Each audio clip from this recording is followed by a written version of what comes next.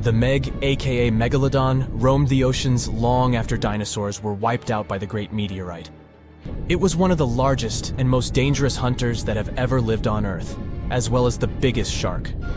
But then, about 3.6 million years ago, the last of its kind disappeared from our planet, leaving only huge teeth for modern archaeologists to keep finding. There are a few theories about why it could have happened, but scientists might have found the true reason. The Megalodon, which means big tooth, was the largest shark ever to exist. It reportedly lived around 20 to 3.6 million years ago and was truly enormous.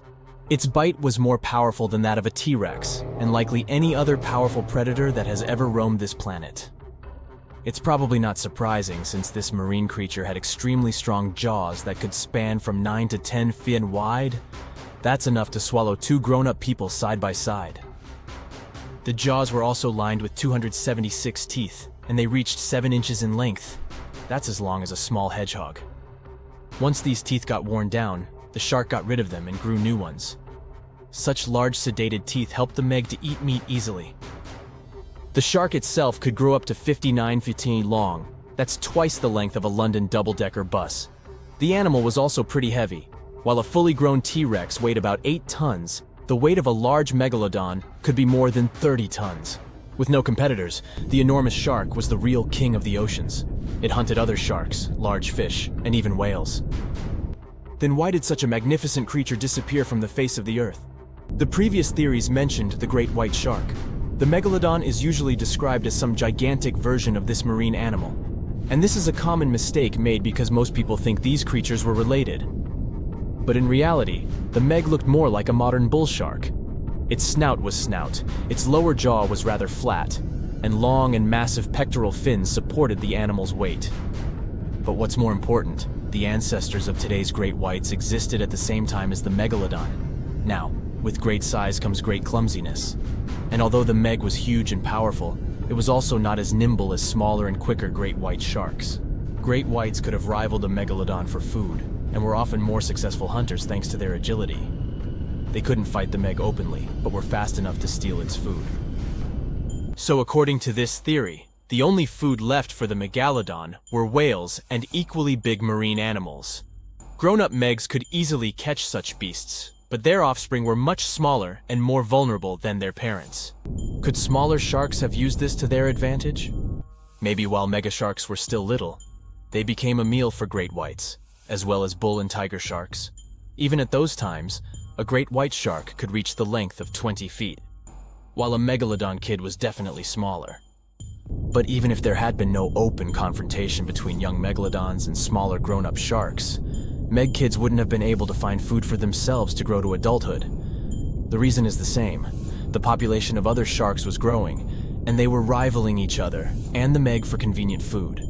The more great whites and other sharks appeared in the oceans, the less food remained for young monster sharks. Eventually, they probably starved. But it's just one of the theories that try to explain why the Meg went extinct, and here's another one. A new study has shown that the Meg was most likely a warm-blooded predator able to regulate its body temperature, and that might have been the reason why this species disappeared with time. Scientists analyzed isotopes of the tooth enamel of the Megalodon and concluded that the animal could easily maintain a body temperature that was around 13 degrees F warmer than the temperature of the surrounding water. Such a temperature difference is much greater than what other sharks living at the same time as the Meg had, and it's large enough for the ancient predator to be classified as warm-blooded. These days, most fish are cold-blooded. Their body temperature is the same as the surrounding water, but some sharks, like mackerel sharks, keep the temperature of all parts of their bodies a bit warmer than the surrounding water. But it doesn't make them completely warm-blooded because they simply store heat generated by their muscles. And in mammals, body temperature is regulated by a special region of the brain called the hypothalamus. Anyway, the Meg's warmer body allowed the animal to move faster, deal with cold water better, and spread out all over the world. But eventually, it might have led to a disaster. The Megalodon lived during the Pliocene epoch, pronunciation. It began approximately 5.3 million years ago and finished 2.5 million years ago. During that period, global cooling occurred. It also caused the changes in sea level, which the Megalodon probably didn't survive. The main problem for the predator was to maintain an energy level allowing its body temperature to remain elevated. But to do it, the animal had to eat a lot, and I mean it. But it was a challenging task in a time of changing marine ecosystems and while competing with newcomers, such as the great white shark. If this theory is true, then the amount of energy the Meg had to use to remain warm could have contributed to its extinction. This new information is very important to us. It shows that many marine predators in modern oceans might be experiencing the effects of ongoing climate change too. By the way, have you heard that there have been several cases when people were sure they had seen the Meg? Or at least some similar extremely large monsters. And these sightings happened relatively recently. For example, in July 1916, the New Jersey coast of the US was terrified by a series of shark attacks. They happened during an oppressive heat wave when hundreds of beachgoers tried to find shelter from the heat near the water. People described the culprit that had caused all that havoc as a giant shark, much bigger than any regular one. Since then, scientists have been debating which shark species was involved in those accidents. The most popular guesses have been the bull shark and the great white. A picture of a huge shark roaming the Pacific Ocean not far from Guadalupe Island appeared in 1999. The creature was nicknamed Deep Blue. It could be distinguished from others by a wavy pattern separating its gray back and white belly. But even though some people claimed it could be the infamous Megalodon, experts came to the conclusion it was a female white shark, the largest ever seen. The average length of a male white shark is 11 to 13 feet. Females are bigger, up to 15 or 16 feet, but Deep Blue reached more than 20 feet in length. No wonder people were confused. For the last time, Deep Blue was spotted in 2013 near the western coast of Mexico's Baja California. But look, there's another jumbo shark, and you can meet it in any part of the world. The largest specimens can reach 40 feet long and weigh about 5 or even 6 tons. Could it be, if not the Megalodon itself, but one of its relatives? Again, a wrong guess. That's the basking shark. This animal prefers subpolar seas, with temperatures not higher than 58 degrees F. Even though some of these animals do migrate to warmer places. Like whale sharks, basking sharks are harmless and don't attack snorkelers or divers. These creatures have loads of small teeth, but they don't use them when feeding. Instead, they swim with their huge mouths open and swallow plankton. A grown-up basking shark can filter nearly 2,000 tons of water per hour.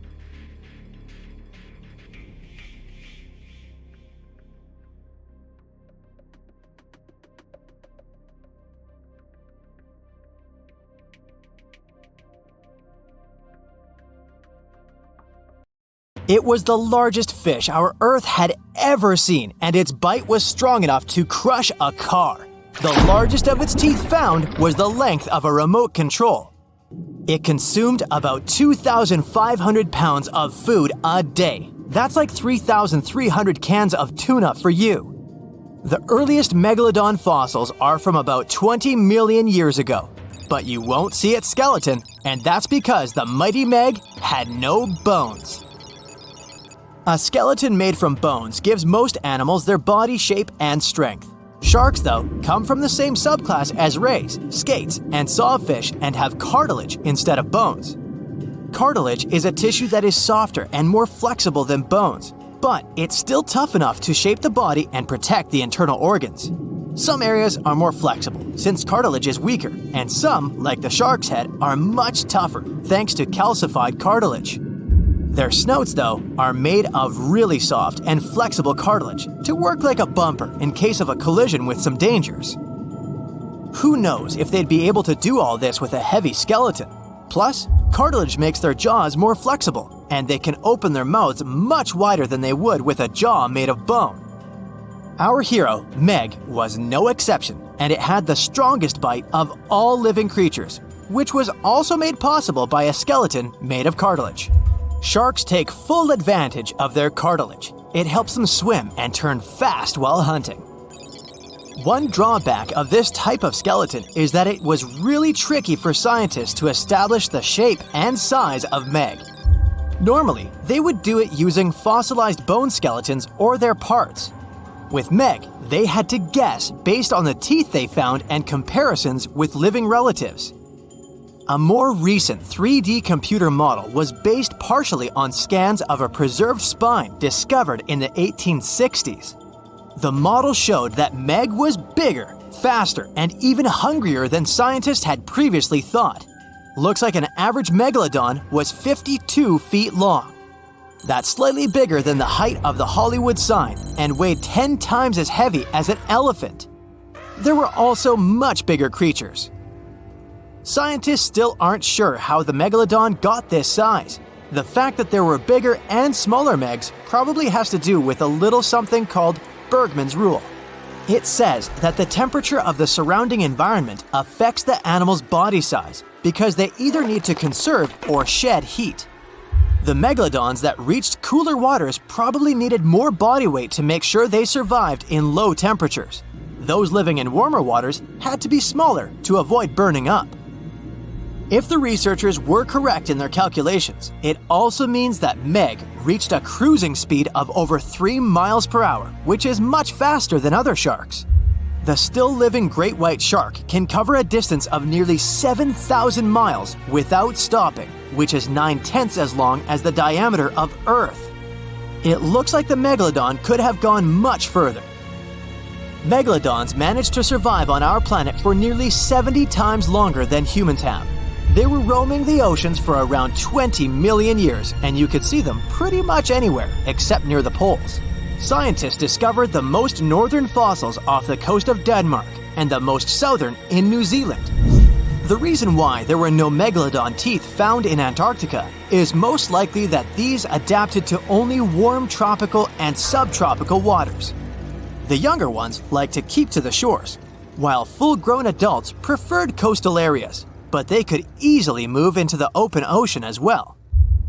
When our planet went through a period of global cooling and drying, and the seas began to freeze around 3.6 million years ago, there was less and less room for Meg to thrive. Much of their prey, like smaller whales, seals, and sea turtles, disappeared or relocated to waters that were too cold for our hero. And at the same time, the number of its natural competitors, like smaller predatory sharks, like the great white shark, and whales, increased. This shifting food chain dynamics could have been even more dangerous for the Meg than the cold ocean water. You're used to seeing them on the big screen as heartless monsters, but these huge sharks were actually loving and caring family guys. Scientists discovered several megalodon nursery areas in Florida, Maryland, Panama, and off the coast of Spain. It looks like they gave birth to their young in shallow water environments. Then, little Megs would stay there with adults protecting and raising them until they were ready to fight off predators. The mighty Meg had 276 teeth in 5 rows in its mouth. Similar to other sharks, it was fast in replacing its worn-out or lost teeth. With 4 or 5 rows of teeth in its mouth, it basically acted like a conveyor belt, able to grow back damaged or missing teeth. This means that an adult megalodon probably would have grown several thousand teeth throughout its lifetime. Although the great white shark is often mentioned as Meg's closest relative, they'd hardly be distant cousins. The ancestors of today's great white existed at the same time as the Meg, but they weren't best friends and even rivaled each other. The great white shark wouldn't win in a head-to-head fight with a Meg, but it was a better hunter using its smaller size and agility to snap up the giant's prey quickly. This only left the bigger fish and whales for the Meg, but its food supplies began to run out as the whales swam to the cooler new seas. Rather than a great white, the megalodon is more like a modern bull shark. It had a short snout, a flat lower jaw, and huge pectoral fins to support its massive weight and size. We also speak of Meg as an extinct giant, but can we be 100% sure it isn't hiding somewhere as we speak?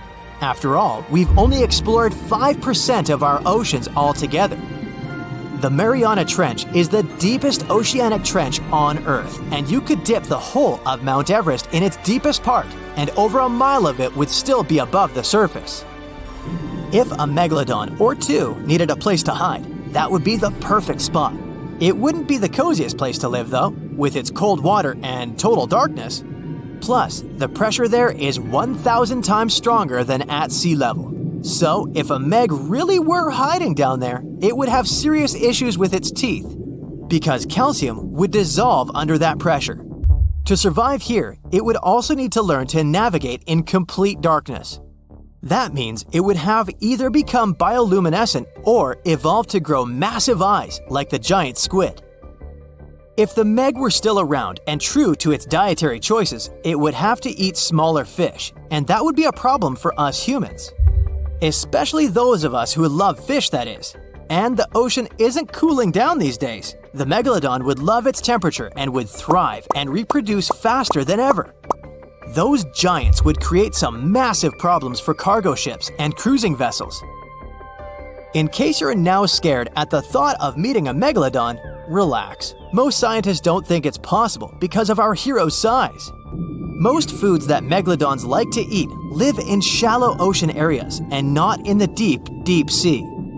Meg would need to come up for dinner every now and then, and it's kinda hard to miss a creature this big. They're both giant prehistoric creatures to us, but the Megalodons and the dinosaurs never actually coexisted. The dinosaurs probably died out about 66 million years ago. Megalodons seem to have appeared a bit later. One of the SCP Foundation bases is located somewhere at the bottom of the Atlantic Ocean. This top-secret place is ideal for securing, containing, and protecting humanity from weird, terrible, and very dangerous creatures and objects. Every morning, staff with high-level access check all the mysterious beings kept in cages. SCP-87 is a room with a dark staircase leading to pitch darkness. The object itself is a pale face without pupils and a nose. The object hasn't been studied yet and represents an average level of danger. Object SCP-337 is a mass of ordinary human hair weighing 130 pounds. It probably has intelligence, can move in any direction, and control each of its hairs. It attracts all the nearby strands of hair to increase its mass. It's unknown what size the object can reach with an unlimited supply of hair. Represents an average level of danger. Object SCP-432 is a small locker with a huge network of intricate tunnels and mazes inside. The object is safe, but unexplored. Object SCP-682 is a colossal reptile the size of a bus that can transform its body. It's practically invulnerable, can regenerate, resist any damage, and adapt to any danger. It has intelligence and doesn't like people.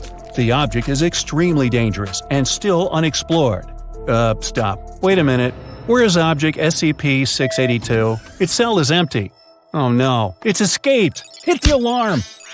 The huge reptile that cannot be destroyed is lurking somewhere in the waters of the Atlantic Ocean. It's grown fins and gills to feel comfortable underwater. It's heading to the mainland for one purpose: to enjoy its freedom and scare people. 10 submarines and 20 cruisers begin patrolling the area using high-precision echolocation technologies. The reptile couldn't have gone far. A signal appears on one of the radars. Some huge object is floating toward the ship at great speed. But it's not SCP-682. It's something much bigger. Ah, this is Meg, short for the Megalodon, a giant ancient shark. Usually they were the size of a train car, but this shark is enormous, like a Boeing airliner. Ships and submarines have disturbed this ancient monster. It approaches one of the cruisers and breaks through the hull. The boat is sinking fast. At this moment, another dot appears on the radar. This is SCP-682. The reptile quickly swims to the shark. They look at each other for a few seconds. SCP-682 is much smaller than the Megalodon, but it has intelligence and the ability to regenerate and transform its body. The first reason for this, it's faster than the Megalodon. The shark swims quite slowly because of its gigantic size and weight. It lacks agility. The reptile can grow several fins and move 4 times more quickly than Meg. Another reason, Meg only has 2 eyes. It can't see anything with its back turned. SCP-682 can grow several additional eyes on any part of its body, if it wants to. Besides, the limbs of the Megalodon are its fins and a large tail. It only uses them for swimming.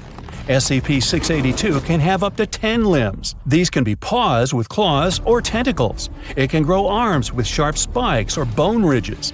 It can attack or defend itself with them, take objects, or destroy something. But there's one thing that can help defeat the reptile: jaws. The Megalodon has about 300 large sharp teeth. Each of them is the size of a human palm. But SCP-682 can grow 1,000 small teeth, like those of a piranha or crocodile. The reptile can grow anything, but it can't increase its strength. The power of the Megalodon's jaw is much greater. It can easily bite through the ship's metal hull or firmly grasp SCP-682. The only problem is that the reptile can recover from any damage caused by the shark. Besides, it's too fast and can quickly escape the toothy mouth. The chances of success for the shark are minimal. SCP-682 has already calculated all the weaknesses of its enemy. And now, an epic show begins. Two monsters are swimming towards each other. The Megalodon opens its mouth to catch the beast, but the reptile deftly dodges it. The shark pushes the enemy with its giant tail. The force of the impact is equal to the force of a 5-story building falling on the ground. SCP-682 flies off to the side and loses consciousness. But after a few moments, it opens its eyes. The creature recovers in 3 seconds. Razor-sharp crests now grow in its hands. SCP-682 can easily win with these limbs. It's swimming toward the shark, but at this moment, several strong nets fall on the reptile. This is help from people. The reptile cuts through the nets, while the giant shark opens its mouth and bites the crests off SCP-682. Then it catches the reptile in its jaws. Inside the shark's mouth, SCP-682 regenerates completely and tries to escape. Meg spits the enemy out. The reptile grows large bone maces on its hands. It's going to use them like hammers, but the thick skin of the fish provide good protection, so these upgraded arms are useless. The shark just doesn't feel anything. It twists and tries to catch SCP-682 in its jaws once more, but the reptile quickly swims away. SCP-682 realizes it won't defeat Meg in open combat, so it shrinks to the size of a small salmon. The shark loses sight of the enemy. At this point, SCP-682 swims inside the opponent's mouth and gets into its stomach. The shark starts to panic. It starts thrashing around and spinning.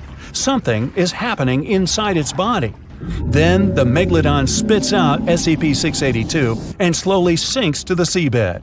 Meg is defeated. SCP-682 has won. It was obvious. People throw nets on SCP-682, but it cuts them into tiny threads. It climbs onto one of the ships and smashes the vessel. People run away and jump into the water. SCP-682 hits the deck of the ship.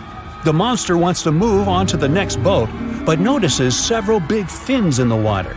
A few dots appear on the radar. These are 5 Megalodons. They're swimming here to avenge their friend. SCP-682 jumps back into the water. Sharks surround it from all sides. They take turns trying to catch it. The reptile manages to dodge the first, second, and third one. The fourth shark finally grabs it. SCP-682 covers itself with stone scales. The fifth Meg bites the reptile from the other side, but SCP-682 doesn't feel the bite. Its skin is strong enough to resist the shark's teeth, but still, it decides to change its strategy. The monster then makes itself tiny and flat to slip out of the Megalodon's jaws. Then it grows a hard shell and hides inside it like a turtle. Sharks can't chew through the shield. They toss SCP-682 in different directions like a ball. Sharp thorns begin to grow out of the shell. They scratch sharks' noses. They can't do anything. Right at this moment, a round bath escape gets lowered into the water. It moves up to the hidden reptile and opens the door. The water gets inside along with the monster. SCP-682 can't go anywhere. It's inside a high-strength carbon steel chamber. It tries to break out, but it's pointless. Sharks are not satisfied with this. They want revenge. One of them bites through the cable of the bath escape. It sinks to the seabed and hits the reef. The sharks tear through the material, and SCP-682 manages to get out. The Megalodons attack the reptile, but it uses its sharp spikes to scare them away. Then SCP-682 becomes furious. Sharks swim away from it. The monster has won again. At this moment, a powerful earthquake begins. The seabed cracks. and a giant tentacle climbs out of a huge crevice. It seems that SCP-682 has a new opponent, and this is a Kraken. The reptile is about to defeat this monster too. But this story is for another video. It was one of the biggest creatures ever to roam the Earth. It was longer than your average school bus and could easily weigh more than 10 elephants combined. But where did it live? How did it end up having this size? And most importantly, why is it extinct nowadays? Let's find out. The Megalodon was the largest predator ever known in our planet's history.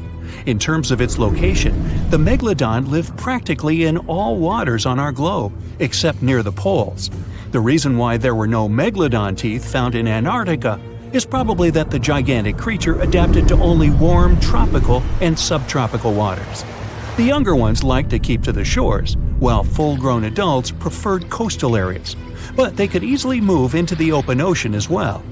How do we know the Megalodon was so widely spread? We can only presume, based on the fact that they discovered the most northern fossils off the coast of Denmark and the most southern in New Zealand. The discussion of how the Megalodon got this size is still open in the scientific community. They recently found out that not all the specimens from this fascinating species reach the same huge size. This has to do with a little something called the Bergmann's rule, which says that the temperature of the surrounding environment affects the animal's body size because they either need to conserve or shed heat.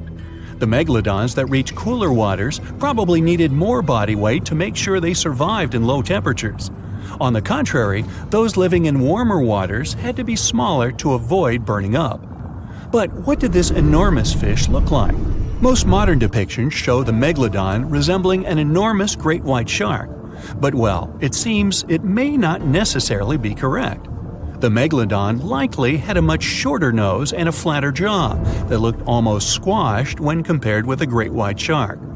It also seems to have something in common with the modern blue shark: extra-long pectoral fins. They needed these to support their weight and size while navigating the planet's waters. Lastly, the lady megalodons, seem to have been about twice as large as the gentlemen. As for their offspring, even a small megalodon was enormous, at least 6.5 feet from nose to tail. How do we know that? Because specialists have stumbled upon megalodon nursery habitats in Panama, Maryland, the Canary Islands, and Florida. Even the piles of used diapers were enormous. Nah, not really. Surely the scariest aspect of the megalodon's looks was its mouth. I mean, think about it. Megalodon had whales for dinner, so it obviously needed to open its mouth wide enough.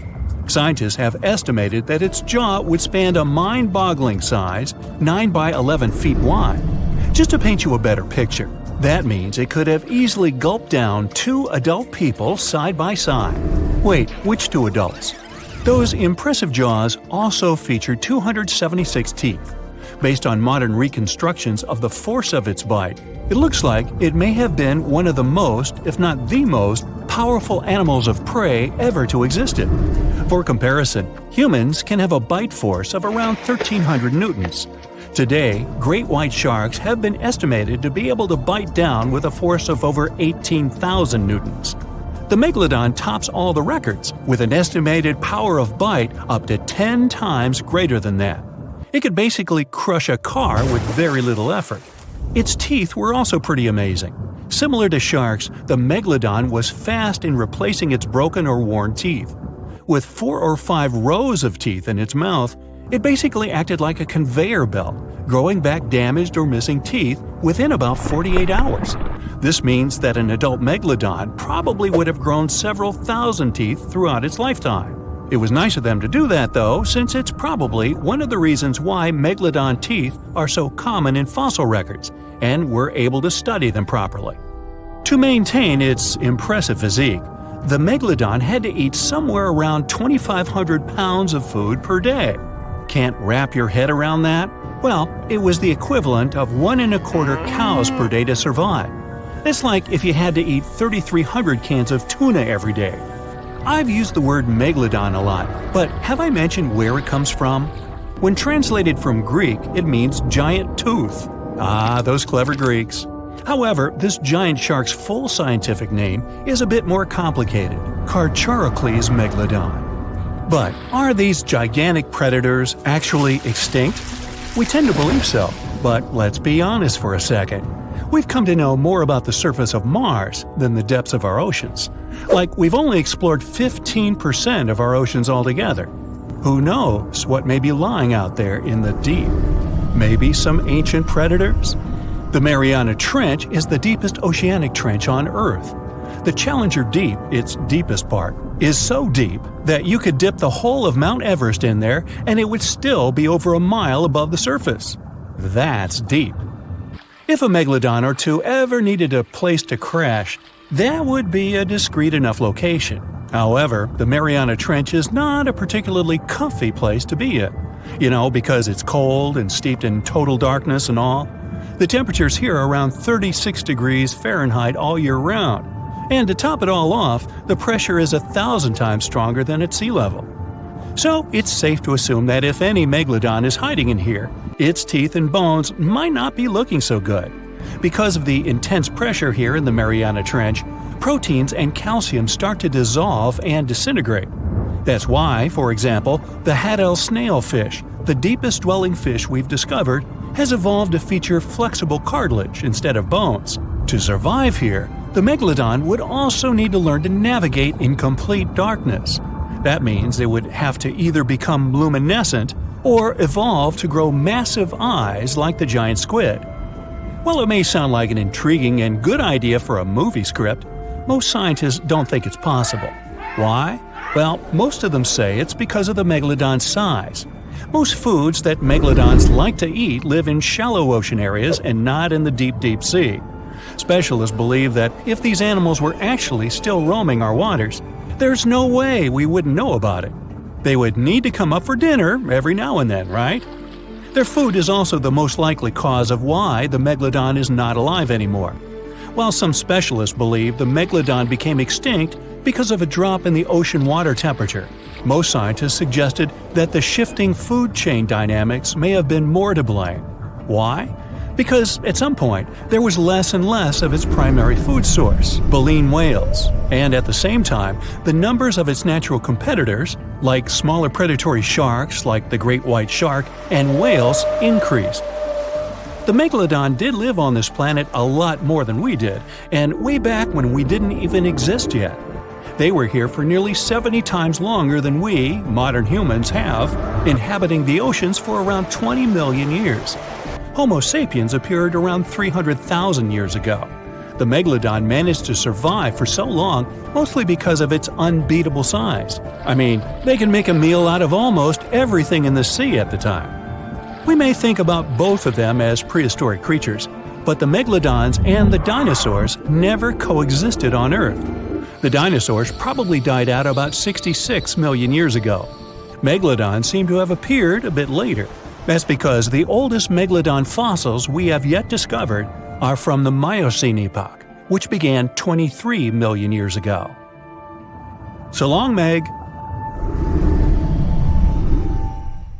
The Megalodon was the biggest shark to ever live. Not only that, it's one of the biggest fish and the largest predator in Earth's history.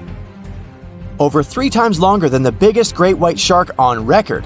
The females have also been found to be twice the size of the males. The Megalodon could swallow a small car without even touching its teeth, if cars had been around then. In fact, the Meg was so big and powerful that it had no natural predators. It was the uncrowned king of the seas, swimming freely from ocean to ocean. This cosmopolitan creature was found all over the world, from America to Europe and Australia and Japan, assuming there were countries back then. Meg fossils have been found on every continent except Antarctica. Everybody skips Antarctica. Science tells us that the Megalodon went extinct over 3.6 million years ago. But could they still be alive at the deepest depths of the ocean?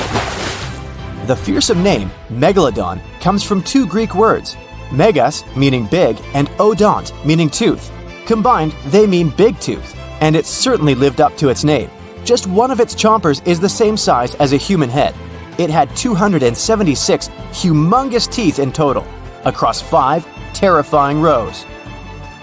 In all of history, only a couple of saber-toothed cats and the T-Rex had consistently bigger teeth. Now that's a showdown I'd like to watch. The Megalodon vanished millions of years ago, leaving only huge teeth to be found by modern archaeologists. Only around 80% of the ocean has been explored, so who knows what's lurking at the bottom. If you did manage to make it down, it's unlikely that you'll run into Meg though. The sharks, like us, preferred warm coastal waters. Deep ocean living would be too cold for the beasts, and food would be scarce. Their entire bodies would also have to evolve to avoid being squished by the enormous water pressure down there. It's unlikely that they're still around, but not impossible. Now, about the appearance of the Megalodon. Scientists believe it didn't look like a great white shark. The Megalodon belongs to a different fish family and most likely looked like a giant sand tiger shark. Flattened snout, small eyes. Its dorsal fin moved backward. The sand shark has two dorsal fins about the same size. The coloration is light brown with a white belly. It may have had brown-red spots like a sand shark all over its body. We used to think of the Megalodon as something scary from the first finds of its fossils. That was back in the Renaissance era. People found some teeth in the rocks. At first, these teeth were thought to be the tongues of dragons or snakes.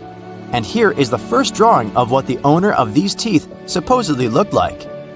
A massive snout with a scary nose and a bunch of razor-sharp teeth. The Megalodon is usually described as a sort of giant great white shark, but this is just a common myth. In fact, the ancestors of today's great white existed at the same time as the Meg. But they weren't the best buddies and were even in competition with each other. The great white shark was a better hunter, using its smaller size and agility to snap up Meg's prey quickly. They were also known to eat Meg pups, who were only half their size. This didn't help the whole extinction thing. We also have evidence that Megalodons were brutal hunters, kings of the food chain. The first combat tool in their arsenal was the battering ram. The Megalodon would take its prey by surprise. It had only one chance to hit it. If it missed, it would take too long for a second round. The maneuverability of the Megalodon was comparable to a large truck. While a great white was no match for an adult Meg in a head-to-head fight, they sure weren't scared of stealing their food. This only left the bigger fish and whales for the Meg. But its food supplies began to run out as the whales swam to the cooler new seas. The whales adapted to prefer the colder temperatures, leaving our friend the Meg behind. The Megalodons either starved or were frozen into extinction by the Ice Age. Rather than a great white, the Megalodon is more like a modern bull shark. It had a short snout, a flat lower jaw, and huge pectoral fins to support its massive weight and size. As scary as they are, these sharks were actually caring family guys. Several Megalodon nursery areas have been discovered in Florida, Maryland, and Panama. They gave birth to their young in shallow water environments. We know this from discovering loads of tiny Megalodon teeth found in these areas. I wonder if they had nannies too. But how come there are so many Megalodon teeth out there for us to analyze? Due to their messy, aggressive eating habits, sharks regularly lose their teeth. They lose a set of teeth every 1 to 2 weeks. That's 40,000 teeth in a lifetime. They must rake in a fortune from the tooth fairy. Because of this, their teeth were continually raining down to the ocean floor. Luckily for us, they're also the hardest part of the shark skeleton, which is why so many teeth have survived and become fossilized. It's fair to say the first discoveries of the Meg's teeth confused people. Early discoverers thought that the Meg's teeth were petrified tongues of ancient serpent creatures. They even used to call them tongue stones. It's also a common myth that the Megalodon was around at the same time as the dinosaurs, although this would have been pretty cool. The dinosaurs were wiped out around 66 million years ago, but the Megalodons came much later. The oldest Meg fossil is only around 23 million years old, but it's tricky to pinpoint the exact date. After all, calendars weren't invented yet. They became extinct way before humans even evolved. The earliest Homo sapiens, which is a fancy name for the first humans, emerged about 2.5 million years ago. But what if the Megalodon shark didn't go extinct? Whale populations have dropped drastically since these guys were last around, so there'd be way fewer whales for them to chomp down on. Whales have also gotten a lot smarter and learned new defensive moves, making them way harder to take down. It's estimated that they ate around 12 tons of food each day. The Kraken is a colossal squid, a legendary sea monster, the biggest hunk of calamari you ever saw. And if this monster had existed, the world would have changed beyond recognition. The Kraken has powerful tentacles, solid muscles with suckers at the end. They're impossible to escape. The Kraken can break a ship in half, or just pull it down into the depths. But the worst thing about the Kraken is its size. According to old sailors' stories, its size is almost 10 soccer fields. Hey, maybe the Kraken could play soccer. The Kraken legends said the monster was so giant that sailors mistook it for a small island. In past centuries, it would have been impossible to defeat such a beast. If the Kraken existed in reality, it might have had offspring. Yeah. In all the world's oceans, there would be giant monsters that could sink any ship. It's unlikely that the Kraken would have competitors in its habitat, so its population would grow strongly. Since the Kraken is enormous, it would need a lot of food, so the population of other large sea animals would fall significantly. Blue whales, great white sharks, other giant squids, all the big sea creatures would be endangered. The Kraken belongs to the cephalopod genus. This species includes squid and octopus, some of the most intelligent creatures on the planet. The Kraken is a skilled hunter and will never fight in the open. Colossal squids live in deep waters, and they have the largest eyes among all animals. The squid's eye is the size of a dinner plate. Thanks to this, they can see their prey from far away. Similarly, a Kraken would spot the ship much sooner than sonar could pick up the Kraken. It would always have the drop on you. Well, that's not good. In 1857, a squid beak was discovered on the coast of Denmark. Other huge squid remains were found in the Bahamas, and then scientists were convinced that gigantic squids existed. While colossal squid have been officially discovered since then, it's been more than 100 years and we still don't know what the max size they can grow to. The fact is, colossal squids are one of the most elusive creatures on Earth. They live in the depths of the ocean where it's challenging for scientists to reach. Any dive to a greater depth requires powerful, bulky equipment. Underwater bathyscaphs and cameras make a lot of noise and light, which squids notice from afar. They flee before we can see them. It's difficult to say if these huge squids were the size of a small island, but the truth is, we've only studied about 5% of the ocean. It may be that in its depths, monsters much more terrible than the Kraken swim.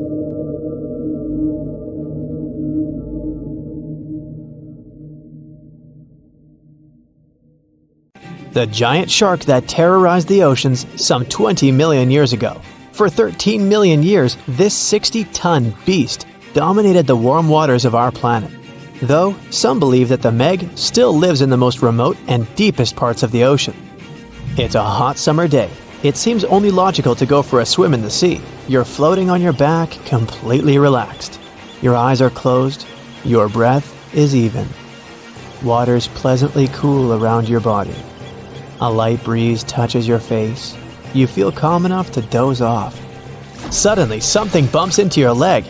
Yanked out of your half-slumber, you begin to flail until you're face-to-face with the invisible danger. Luckily, all you spot is a couple of easily recognizable fins and cute smiley snouts. Phew, just dolphins. Guess you're lucky to meet them in the wild.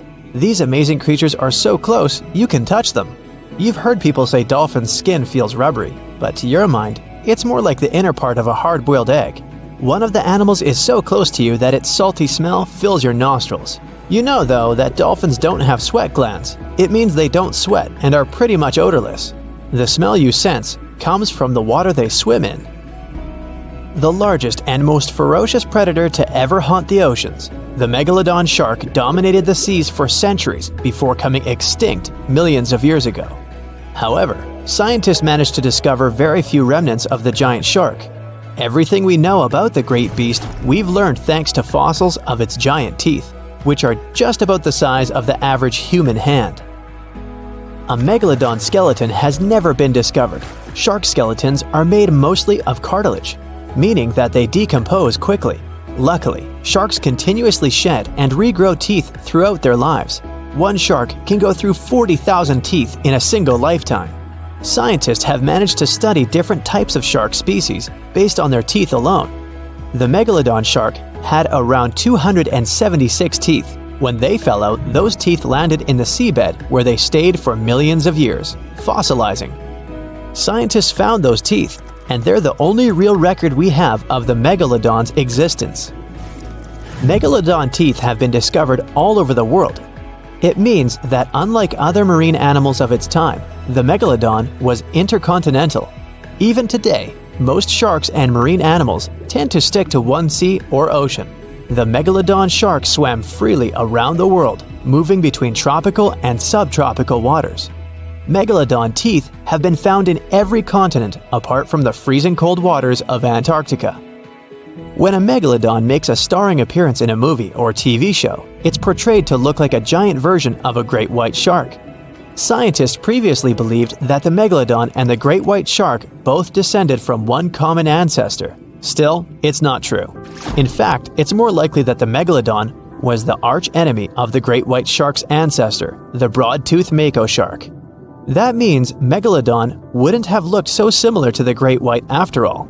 In reality, the Megalodon would have a shorter nose than the great white, along with longer pectoral fins to give the giant shark a stockier and more threatening build. They both had an excellent sense of smell though, so even in prehistoric times, it wasn't a good idea to go swimming with a chunk of raw meat in hand. And it certainly isn't safe now. Whether the Meg's hiding somewhere in the depths, which some still believe is true, or it's gone forever, younger cousins will still be there waiting. Also, both of them like to go after big marine mammals, so they would certainly have things to do together. That is, until the Meg got moody and accidentally ate its friend. You never know. These guys had a different hunting style. Great whites prefer to dive straight towards their prey and find its softest spot, like exposed legs or underbelly. Sometimes, an entire tooth would be found embedded in a bone of some bigger animal, such as a whale. Without the main parts they use for swimming, poor sea animals were then helpless and unable to escape. Yet whales were just a smaller part of Megalodon's diet. Seals, sea cows, squids, dolphins, other sharks. The good old Meg probably wouldn't say no to some random school of smaller fish swimming into its mouth either. Nothing better than a good snack after a big tasty dinner. Even those giant turtles weren't safe with their thick shells. The Meg probably took them as a dare challenge on a daily basis.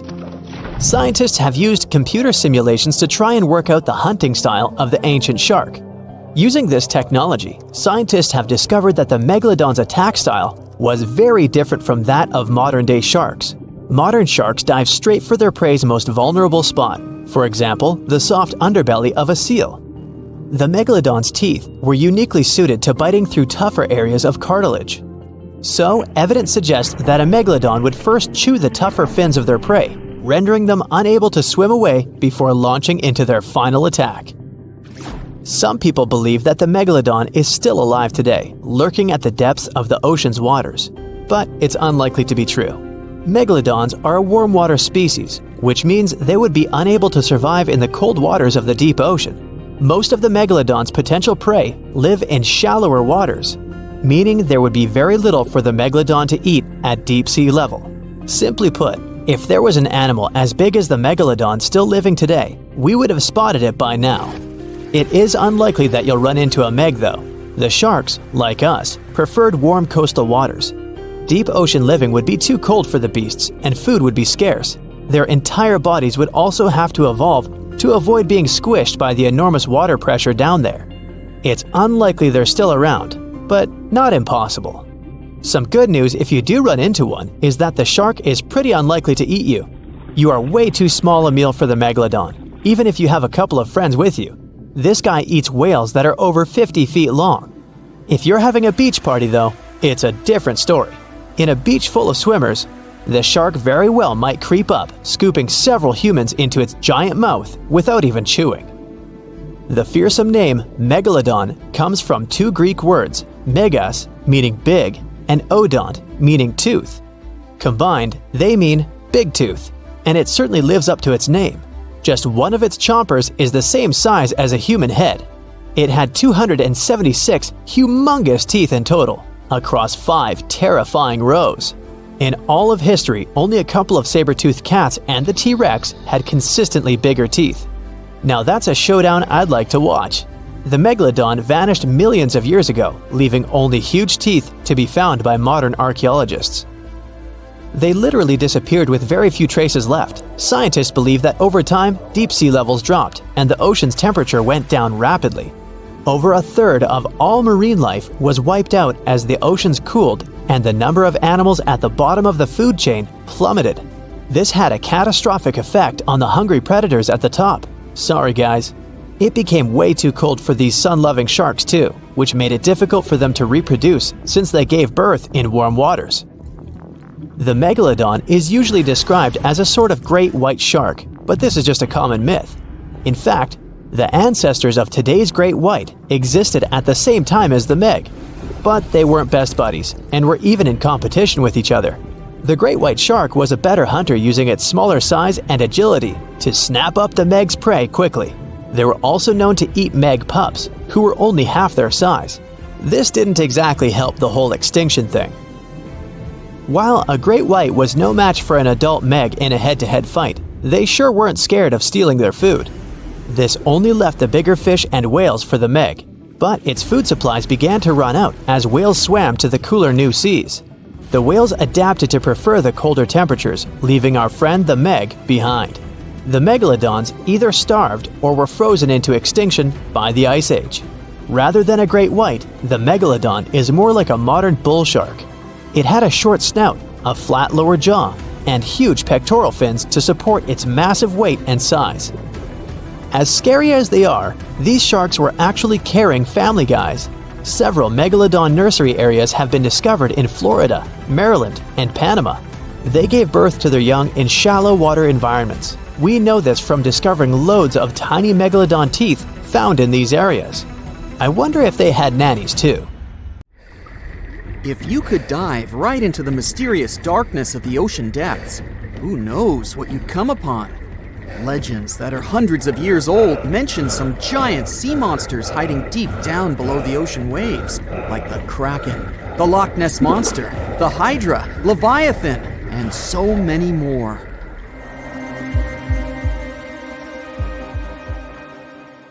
Okay, no one has ever seen such monsters, but there are still weird and unusually big sea spiders, squid, worms, and many other animals that grew way more than we'd expected.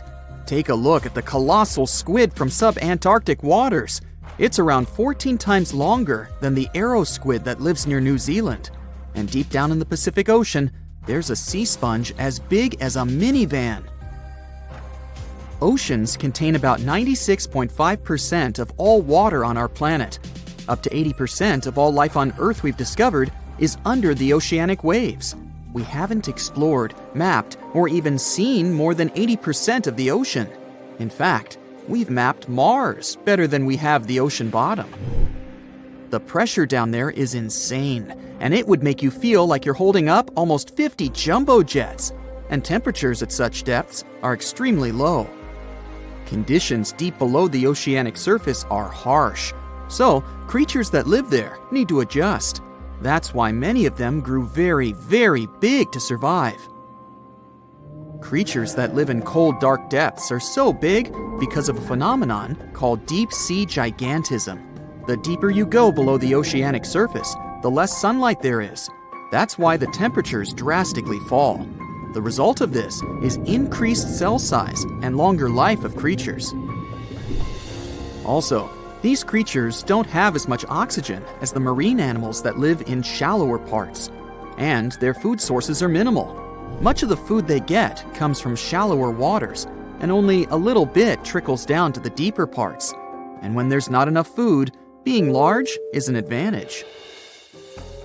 Larger creatures can move farther and faster to find something to eat. Their metabolism works slower. They don't digest the food that fast, so they can store food and conserve energy for hard times when they can't find anything to eat. They don't need to regulate their body temperature either. which also helps them save some energy, which they can then transfer to other body processes. They mature more slowly and later than those living in shallow waters. The majority of fish species that dwell in deep waters live 30 years or even more. Orange roughy fish, on the other hand, live up to 150 years. This fella grows 24 feet in length and weighs up to 1.5 tons. But it grows to be so big for centuries. They start looking for partners when they're 150 years old, and they can also live this long because there are not so many predators at such depths. Also, there are no humans or other things that can disturb them or endanger their existence.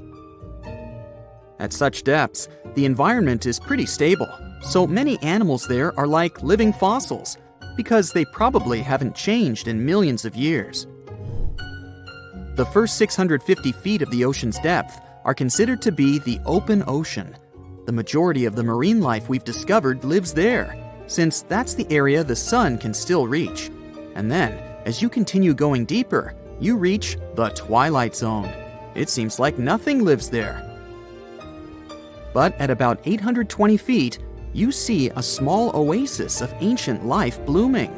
For example, there are sea lilies, animals that have been living at such depths unchanged for millions of years. Coelacanths, another living fossil, have been living in the ocean for more than 360 million years. Hagfish haven't changed in a very long time either, for over 300 million years. This creature lives at depths of 5,500 feet. They evolved before the rest of the vertebrates, which is why this is the only living animal without jaws or a spine, even though it still has a skull. Deep-sea creatures can't survive in shallow waters. They've evolved to live in depths under bigger hydrostatic pressure. Humans and other organisms that have internal spaces filled with gas would end up crushed if we could go to such depths. That's why deep-sea divers always need to wear special dive suits designed for surroundings with higher pressure, even though they're not going that deep to the areas where these giants live.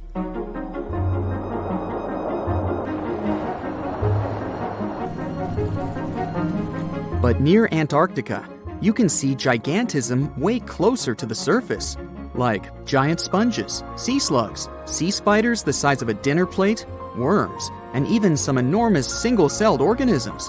They all tend to chill in shallower waters. Scientists are not sure why exactly, but they think it could have something to do with oxygen. Giant species use just a little oxygen, and the waters around Antarctica are pretty rich in it, which means there's hardly any limit to these animals growing bigger and bigger. Back to deep-sea creatures. As mentioned, they had to adjust to strong pressure, so they almost don't have any air gaps in their body at all. They're mostly water-based, and since water is incompressible, which means it's not something you can compress, it helps them stay unaffected at such high pressure. But because of all that, if they were to go up towards the surface, they'd probably swell up, maybe even explode. Just look at the blobfish, the one that takes the title of the ugliest animal in the world. It looks normal deep down below the surface, where its natural habitat is. But when it gets up to the surface, where the pressure is 120 times lower, it changes its shape. The blobfish doesn't have a skeleton or muscles, so without high deep-sea pressure, it ends up being all floppy and saggy. The dark oceanic depths are not just scary to watch, but to listen to as well. In 1997, scientists were trying to find underwater volcanoes located off the South American coast. During their travels, they recorded one of the loudest noises ever registered. It was pretty weird, too. It was so loud, even sensors from more than 3,000 miles away managed to pick it up. They later called it the bloop. It took them 15 years to conclude the sound came from an ice quake. That's when seismic activity breaks frozen ground. Water at the bottom of the ocean is not always extremely cold. There are hydrothermal vents on the seafloor, and the water that comes out of them can be up to 750 degrees Fahrenheit. Powerful pressure, yep, the same one that would crush you, is something that doesn't allow the water to boil. There are hundreds of animal species that live near deep-sea hydrothermal vents. Some of them, such as tube worms, are not like anything we have seen before. These worms absorb chemicals from vent fluids. That's how they feed bacteria that live in them. And in return, those bacteria give them the carbon the tube worms need to survive. 2/3 of all of the coral species scientists discovered live in dark, deep, and extremely cold parts of the ocean. Some even live in parts that are 3 miles deep. They can survive at low temperatures, such as 28 degrees Fahrenheit. Some of these cold water corals are more than 8,000 years old. They form amazing structures that can rise up to 115 feet tall. The deep is not just a mysterious world of unusual creatures. The landscape under the oceanic surface is magnificent too. The canyons hiding there make even the Grand Canyon seem small. For instance, check out the one located in the Bering Sea, the Chug Canyon. Its vertical relief is more than 8,500 feet deep. That's huge. The largest ocean waves are not the ones you can see from the shoreline. They occur under the surface, and they're called internal waves. They take place between two water masses that have different densities. They travel at speeds of thousands of miles per hour and can be 650 feet tall.